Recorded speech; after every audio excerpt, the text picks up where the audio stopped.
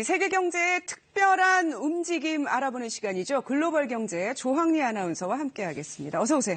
안녕하세요. 네. 앵커님 혹시 은퇴 후의 삶을 그려본 적 있으신가요? 생각을 해봤는데 이제 그 평균 수명이 길어져서 너무 오래 살아야 되니까 언제 정말 완전히 은퇴를 해야 될지 그것부터가 좀 고민인 것 같아요. 네, 맞습니다. 전 세계가 고령화로 접어들면서 은퇴는 이제 사실 옛말이 됐습니다. 취업 전선에 뛰어드는 고령자들이 늘어나고 있는데요. 인생 2막을 설계하는 사람들, 오늘 글로벌 경제에서 소개해드리겠습니다. 모스크바에 사는 야센 씨입니다. 외출 준비가 한창인데요. 그녀가 도착한 곳은 한 스튜디오. 곧바로 드레스와 하이힐로 갈아 신고 사진사의 요구에 맞춰서 자세를 취하는데요. 모델로 활동하는 야센 씨는 올해 64입니다. Люди, талантливые здесь люди, они же всегда с ними просто, легко и, откровенно говоря, это праздник. 그동안 대부분 광고 속 모델은 젊고 아름다운 여성 혹은 남성이 주를 이뤘죠. 하지만 이제 시대가 바뀌었습니다. 이른바 실버 세대가 광고계를 접수하고 있습니다.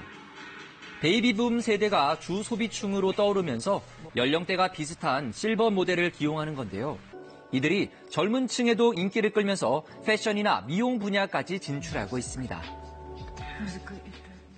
Абсолютно внятная, почти очевидная необходимость в том, что красота, в общем, не имеет возраста.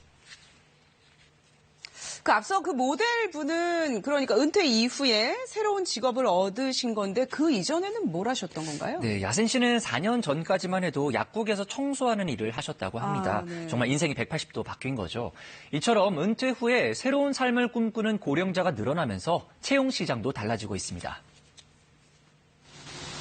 미국에서는 은퇴 이후 재취업을 준비하는 사람들이 많아지고 있습니다.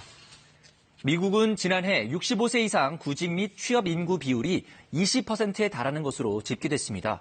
20년과 비교해보면 크게 높아졌죠. 미 노동통계국은 2024년에 65세 이상 인구의 노동 참여율이 가장 빠르게 증가할 것이라고 예상했습니다. 그리고 유럽의 상황도 비슷합니다. 유럽연합 EU 내 55세에서 65세 사이 취업률은 2008년 45%에서 지난해에는 58.7%로 껑충 증가했습니다.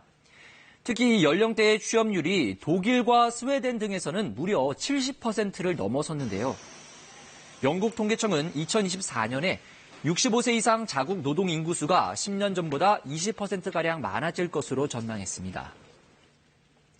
이제 베이비붐 세대라고 그러죠. 전후에. 그래서 이제 서구에서는 한 1950년대 출생, 우리나라에서는 한 60년대 전후 출생자들을 베이비붐 세대라고 부르는데 이 본격적으로 이제 은퇴 세대가 되기 시작했고 그러면서 이제 고령화, 그러니까 고령 인구가 많은 현상이 맞습니다. 심각해지는 것이죠.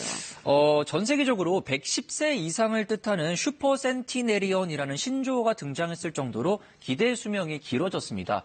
OECD 국가들의 평균 기대 수명이 80.7세입니다. 하지만 조금 슬픈 얘기이기도 한데요.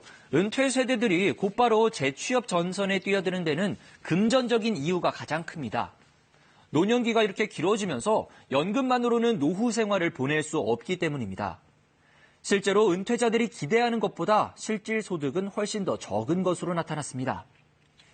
실례로 폴란드의 경우에는 은퇴 후 실소득이 최종 급여의 56%에 그쳤고요. 일본은 40%에도 못 미쳐서 두 나라 모두 기대 소득과 실질 소득의 격차가 40% 이상 벌어졌습니다. 생활비 지출도 만만치 않습니다. 은퇴 후 소득의 절반 가까이를 생활비로 쓰는 것으로 조사됐습니다. 그러니까 이제 어쩌면은 일하는 시기보다 더 긴 시간을 은퇴 이후에 살아야 될지도 모르는데 소득은 그에 미치지 못하고 그래서 우리나라도 사실 노인 빈곤이 굉장히 심각한 문제인 건데 다른 나라들도 마찬가지라고 볼 수 있겠군요. 상황이 이렇다 보니 은퇴자의 재취업은 선택이 아니라 필수까지라고 이렇게 말할 수 있게 됐는데요. 각국 정부가 이들의 취업이나 창업을 돕는 다양한 정책들을 마련하고 있습니다. 특히 장수국가로 손꼽히는 싱가포르도 노동시장에서 노령 인구의 의존도가 점점 높아지고 있습니다. 올해 은퇴 나이를 기존 62세에서 65세로 늦추기도 했는데요. 2016년부터 고령자 고용을 독려하기 위해서 기업에 보조금을 지급하고 있습니다.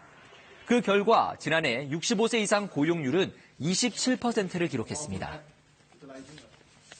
We help employers pay about 30% of the wages, and we encourage older workers to be working continuously. And when they continue to work, 호주 정부도 노인 일자리 프로그램을 시행하고 있습니다. 고령자를 대상으로 구직에 필요한 기술 교육과 훈련을 도와주는데요. 학비의 절반가량을 연방 정부가 지원해줘서 중장년층에게 큰 호응을 얻고 있습니다. My partner has just graduated. She started work as a nurse. We've got 2 kids. So, yeah, we weren't looking to flash financially. So. 고령자의 재취업을 지원하기 위한 다양한 훈련 프로그램이 제공이 되고 있다는 건데 문제는 그렇게 또 훈련을 해도 기업에서 잘 안 받죠. 네, 어렵습니다. 관련 내용이 미국 통계가 하나 있는데요. 50세 미만 미국인 3명 가운데 1명꼴로는 자신의 나이가 경력에 부정적인 영향을 준다고 생각하는 것으로 나타났습니다. 나이에 따른 채용 차별이 가장 심한 곳은 미국 IT 업계입니다. 45세 이상 IT 종사자 비중은 38%, 반면 22세에서 44세 이하 IT 종사자가 차지하는 비중은 61%에 달합니다. 아무래도 급변하는 기술과 환경 때문에 IT 업계의 평균 연령대는 훨씬 낮았습니다. 미국에서는 현재 남아도는 이 IT 관련 일자리가 92만 개라고 말하는데요. 이처럼 인력난에 시달리고는 있지만 또 동시에 비용을 이유로 고령자 채용은 기피하고 있습니다. 고령화 사회가 우리가 피할 수 없는 현실이에요. 그래서 은퇴자 고령자들의 재취업을 위한 그런 활발한 정책이 절실하지 않을까 싶네요. 잘 들었습니다.